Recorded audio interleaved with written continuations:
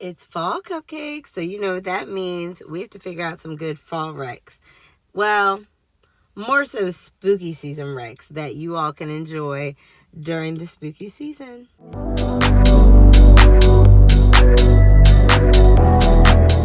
Hey cupcakes, welcome back to my channel. I'm so excited that it's finally fall, and when I do my wrap up this month, y'all are definitely going to see that I've been reading like fall recs this whole time. I've not deviated from like thrillers, dark romance, dark thrillers. I'm loving it. And I wanted to just give a little shout out to my favorites so that I can share them with you. These favorites are going to be books that I've read a little bit this year, last year, just some favorites. Some of them are pretty like hyped up already, so you may have already read them or heard of them. But I just want to share with you books, I think around 10 of them that I think that you would definitely enjoy if you haven't read any of them so far. If you have any books that you think I should read during spooky season that are perfect for this fall weather, leave them down in the comments below, because I would love to know what y'all love to read, what y'all are checking out, or any books that you're excited for this spooky season in general. So let's go ahead and jump into the first category, which is young adult. Now, what I love about young adult books is they're pretty, like, they can have like a spooky element without having to worry about spice, anything too gory, and typically they're like a good palate cleanser. So the first thing that I want to like shout out to you all and have y'all read or check out this spooky season if you haven't already is the Natural series. I love this series. I'm actually on book 4. I haven't read it just yet, but I have it upstairs, and I love the Natural series because it's like Criminal Minds, but with high schoolers. Literally like twist. It keeps you thinking. There's found family. And it's just a good old just like mystery thriller that keeps you guessing. Each book you learn about a different character, but the character, like the main character's name is Cassie, and she's trying to figure out her life. She's trying to figure out, who she is in the world. So when she gets invited to join this special program due to her skills, she finds this family that now finally feels like home because she hasn't felt like home in a long time in her actual home. And over time, you get to know all these different characters, their skills, about their backgrounds, and it is just such a good time. A little bit of gore, but always a good twist and a good turn, and it always keeps you waiting and wanting to read the next one. So I would definitely check out this series. There's 4 books. It's a very quick read. There's even a little novella. So make sure that you check it out if you want just to ease your way into spooky season. Next up, we have The Fear. Now, this book, I kind of went in blind. I've never read anything from Natasha Preston before, but I became a fan after I read this one. So The Fear is about this senior named Izzy, and if you love books with like some kind of social media element, this book is definitely for you. It's dual POV, and it's basically about, without giving too much away, this girl who is at a party, and there's like some meme going around, and in the meme you have to say what your biggest fear is when it comes to dying. And of course, these teenagers, they see it, they want to post about it, it's going viral, and after they post it, then that fear happens to them. And she's trying to figure out what is going on, what is making this happen, who is causing this, and that's all I'll say from that. And it is just a quick read, a good read. It's very, very just like thrilling. It's a murder mystery. You're trying to figure it out, and the end is going to get you every single time. So I absolutely love those 2 YAs. They're a good introduction to spooky season. If you're not really into the gore, or you just want like a nice way to like ease into it, you need to definitely check out those books. Now, if you are all about spooky season, but you're kind of more of a romance girly like me, I'm going to give you a few recs for that too. First up, we have My Roommate is a Vampire, which I absolutely could not wait to read last year, and I absolutely adored it. It's fast-paced, it's age gap, and it's a paranormal romance, which typically I don't like, but I love this one. This one is about a girl named Cassie who's facing eviction, and she finds this cheap apartment, and she's wondering why it's so cheap. But literally, she takes it up. Like, she doesn't even have a choice. She's like, whatever, I'm going to live here. when she first gets there, she notices her roommate is a little weird, and she realizes it's because he's a vampire. And that's all I'm going to give you, because it is so cute. It's so quirky. Like, I absolutely flew through it. I read it in a day, and I think it's the perfect spooky season romance, especially if you just need a quick read, if you're in between books, or if you're in a slump. Make sure you check it out. If you're looking for some romance but you want to add some steam to it, I have just the Halloween read for you. I've been trying to get more into the holiday romances, and some of them I love and some of them I don't, but this one is definitely a winner. My favorite jack-o'-lantern about this girl named Sally, who lives in this small town, and not everybody's a fan of her style. Sally is obsessed with Halloween. She wears everything Halloween. Her house is decorated all year long with Halloween. And when her crush moves across the street, she is immediately smitten. But she's a little bit weird because not everybody gets her in her town. So when he's intrigued with her, it is just the best story. And I mean, if you want a steamy good time on top of holiday and spooky vibes, that's definitely the book that I would check out. So make sure you check out My Favorite Jack-o'-lantern. I mean, it is so cute. It's on KU, and I mean, it's just a fast, quick read that'll just make you smile. Of course, you can't celebrate spooky season without some thrillers. So the first one that I want to mention is None of This Is True by Lisa Jewell. I read this book last year, and it absolutely blew my mind. If you like a psychological thriller that has a podcast element or mixed media, and it's also like dual POV, this is definitely the book for you. This book is about two women, have a lot in common. They share the same birthday, live in the same area. And one girl is definitely a little bit more obsessed with telling her story than the other. So they spark up a conversation.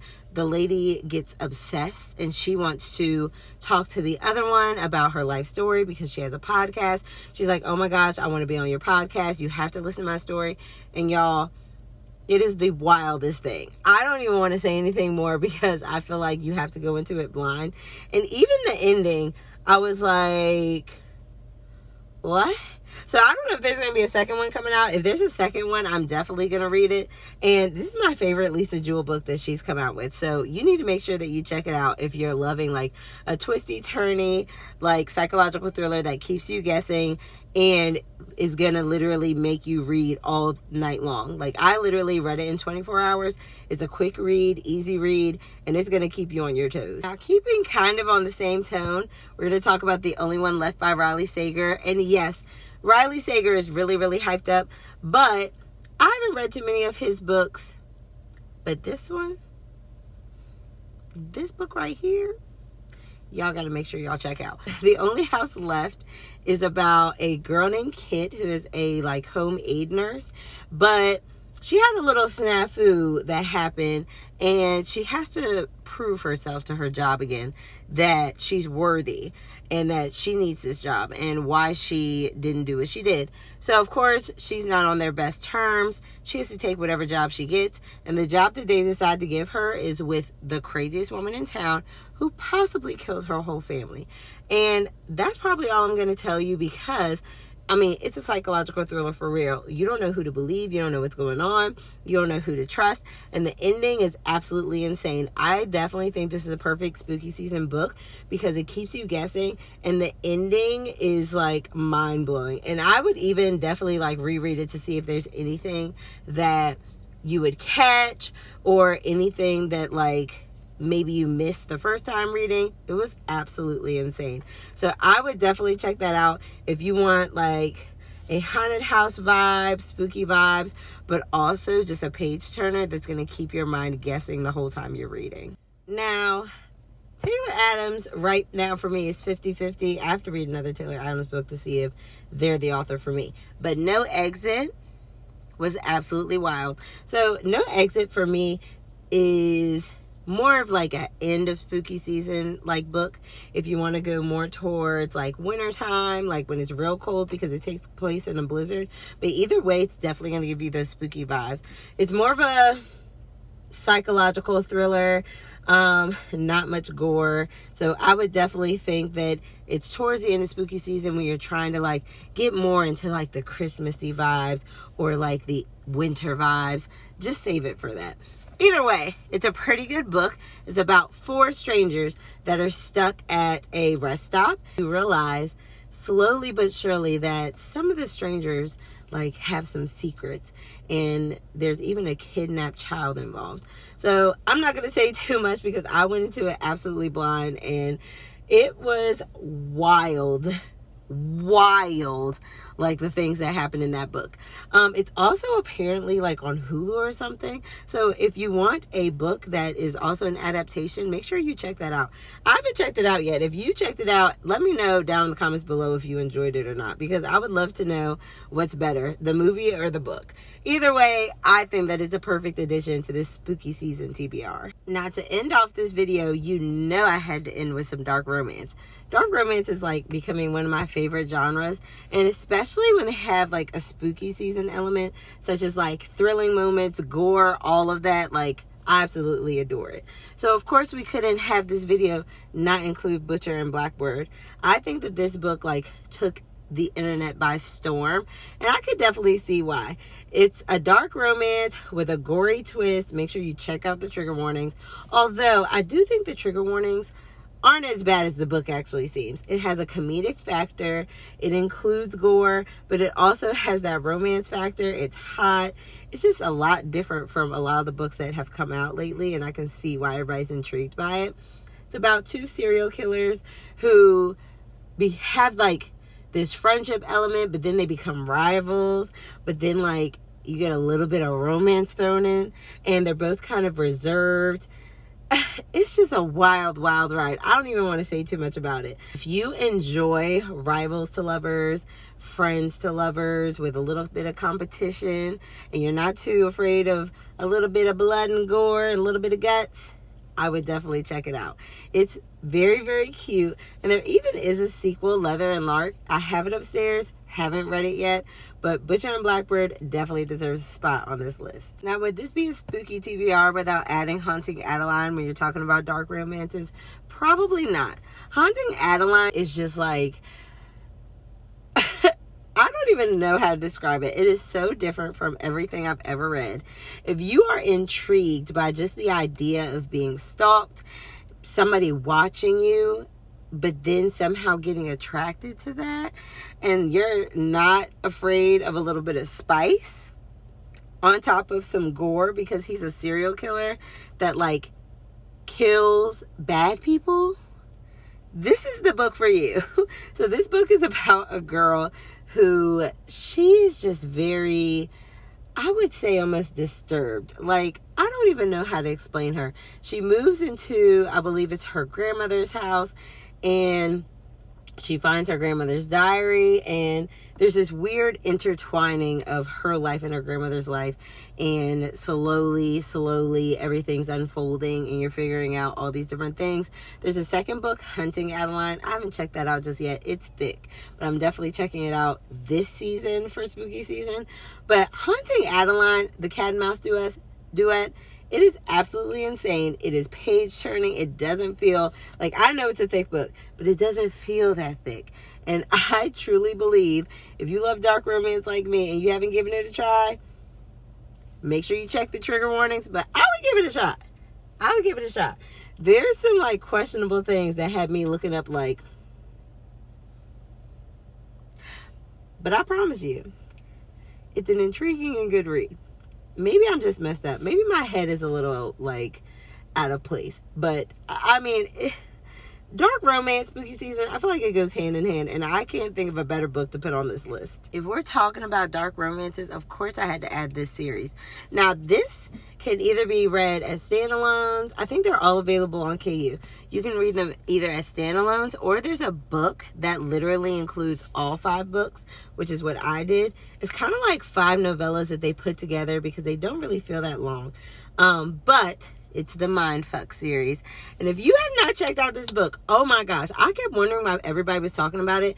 But if, again, you like Criminal Minds, but you want to go a little bit more adult, and if you love like gore, serial killers, like murder mysteries and all of that, you have to check out this book.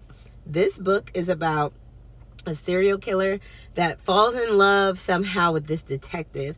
And while you watch their relationship like evolve into just like this passionate, just like, I don't know, steamy romance, but you know in the back of your mind all this other like deception that they have going on.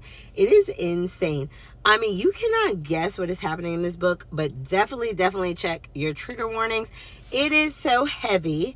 I mean, it is so dark. It is so unbearable at times, but you have to power through and you will definitely love this book.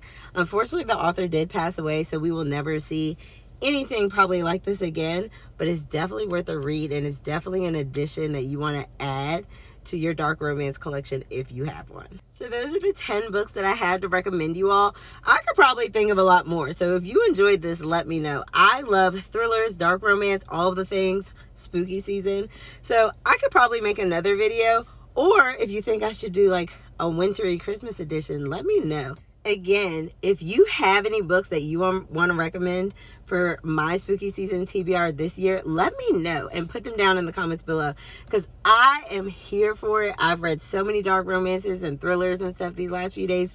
I need more. So if you have any recommendations, or if you're excited for any books this spooky season, let me know. And if I should make a Christmas version of one of these, let me know down in the comments below. I think I'm starting to like making TBR videos.